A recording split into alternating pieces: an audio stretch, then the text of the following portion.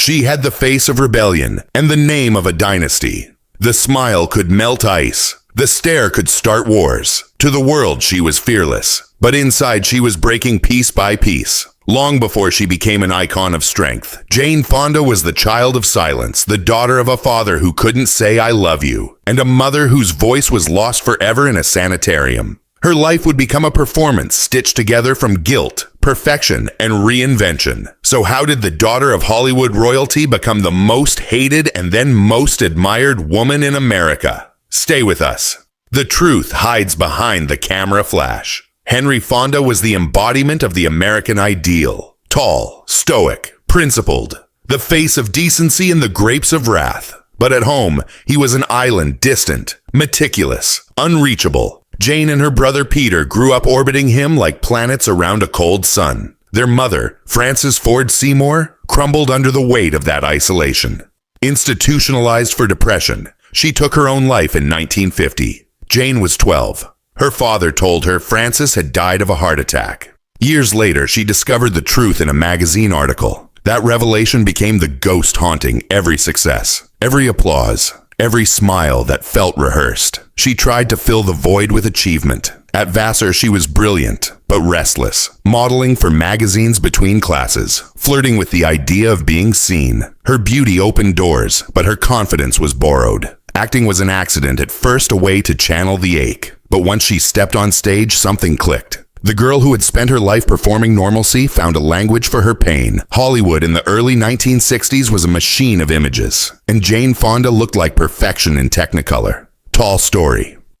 1960 made her a sweetheart. Cat Ballou, 1965, turned her into a bankable star. She was funny, radiant, crisp, everything the industry wanted from a Fonda. But under the glamour was confusion. Every studio head told her what kind of woman to be. Sexy but innocent. Modern but safe. She became an expert at being what others needed. When director Roger Vadim, the man behind Brigitte Bardot's fame, noticed her, she mistook fascination for love. They married in 1965. He was French, volatile, and brilliant. He taught her sensuality, but also control his control. In Barbarella 1968, he transformed her into a cosmic goddess in metallic boots. The movie flopped critically but became an international poster of desire. She looked like power itself, yet off-camera she was breaking. Vadim reportedly monitored her appearance, her clothes, even her tone. Jane later said she had become a thing, sculpted to please. When the press called her a sex symbol, she laughed politely, but privately she starved herself, terrified of imperfection. The camera was her mirror and her jailer. Then the world erupted. The late 1960s were chaos, assassinations, protests, napalm on the atonement.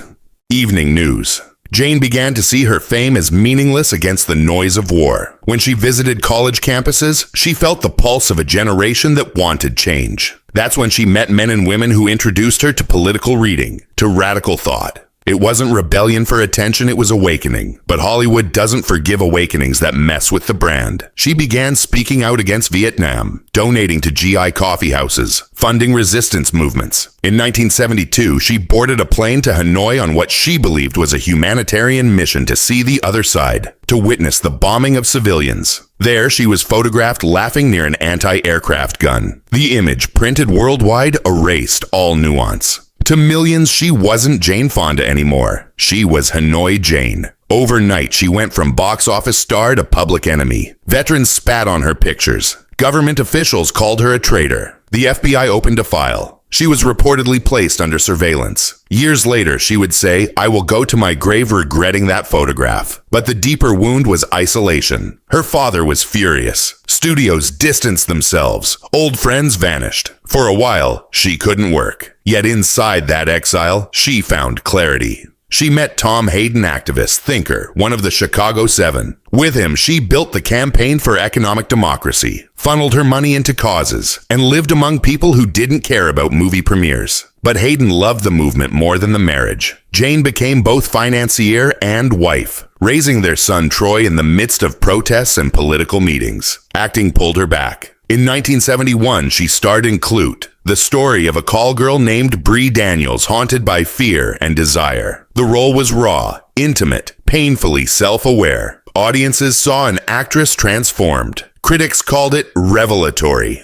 She won her first Academy Award. But that night, as she held the statue, she felt no peace. I was scared they'd see through me, she later confessed. Fame had given her validation, but not forgiveness. Not for her mother, not for Hanoi, not for herself. The 1970s became her crucible. Julia 1977 deepened her political streak. Coming Home. 1978 about Vietnam. Veterans earned her another Oscar. Ironically, the same soldiers who had cursed her years earlier now praised the honesty of her performance. Art had become her bridge to atonement. But inside she was still brittle. Bulimia ruled her private hours. She hid exhaustion behind discipline, meals behind control. When she wasn't filming, she was exercising, writing checks for campaigns, trying to prove usefulness. I didn't know who Jane was, she said. I only knew who she was supposed to be. Then, unexpectedly, came the pivot that would change her forever, not another film,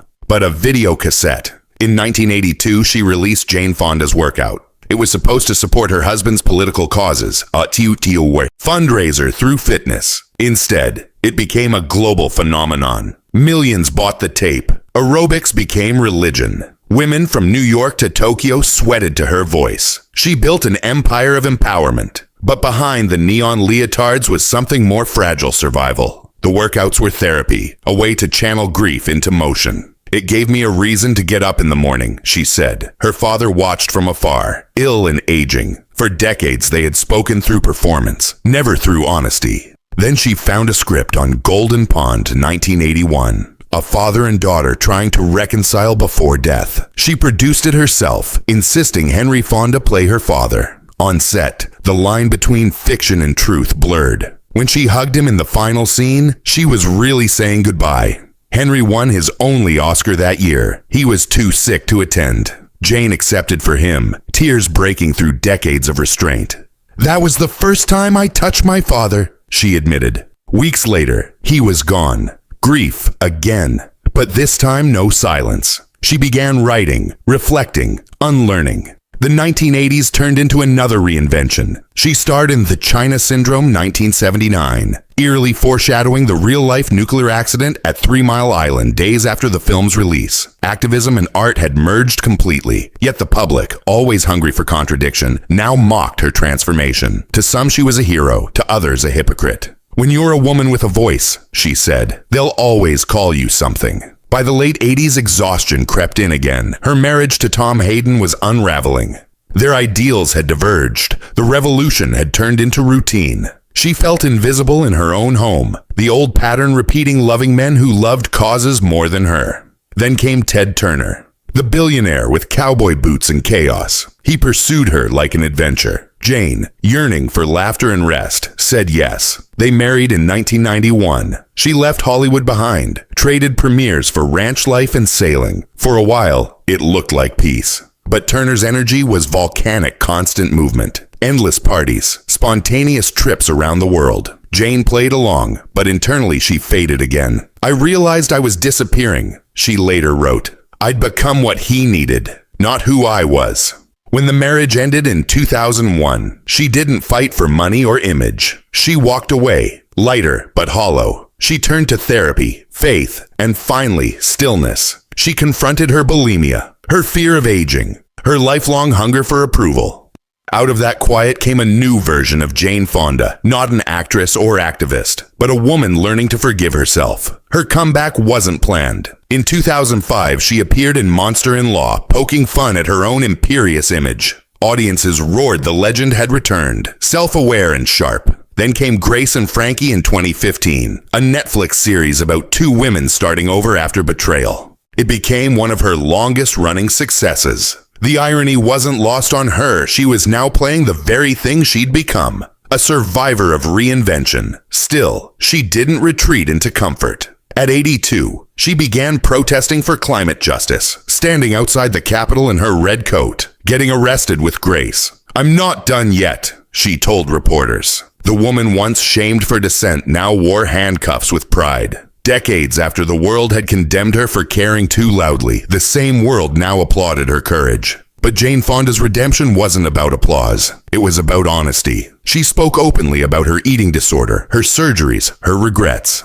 "I lived a life of fake perfection," she said. "Now I want to live a life of truth." Even her memoirs felt like confessionals, pages of self-analysis that turned shame into light. In interviews, she often returns to her mother. She still wonders if Frances knew she loved her. That question unanswered seems to power her empathy. Every role she's played since carries the echo of that absence. Watch her eyes in Grace and Frankie when she forgives a friend. You'll see a daughter forgiving the past. It's strange how full circle life can be. The little girl who lost her mother, the woman who lost her country's trust, the wife who lost herself, all the same person who now stands unbroken. Each reinvention wasn't disguise. It was survival. The glamour was real. The grief was realer. The image promised control. The life demanded surrender. She built empires out of endurance, turning pain into purpose. Even her fitness empire, the one that defined a decade, was born out of needing to feel worthy. Fame was her armor, but time became her teacher. And maybe that's why when we see Jane Fonda today, we don't just see a legend, we see a mirror. She embodies the price of visibility, the courage to exist publicly, flawed, forgiven, still fighting. "You can't rewrite your childhood," she said once, "but you can stop letting it write you." When she stood on the Oscar stage years after Hanoi, the audience applauding, she didn't look triumphant. She looked calm, the kind of calm that comes only after surviving the storm. That's the real untold story of Jane Fonda. Not the scandal, not the fame, but the quiet reconciliation between who she was supposed to be and who she finally chose to become. So the next time you see her on screen, remember every laugh, every line, every look carries half a century of becoming. She is proof that resilience can be glamorous, that redemption can wear red lipstick. She once said, "We are not meant to be perfect. We are meant to be whole." And maybe that's all any of us are trying to do, become whole. One reinvention at a time. If stories like this speak to you, the ones that peel back the curtain and show the cost of fame, stay with us. Because behind every perfect frame in Hollywood, there's always another untold story, waiting for the light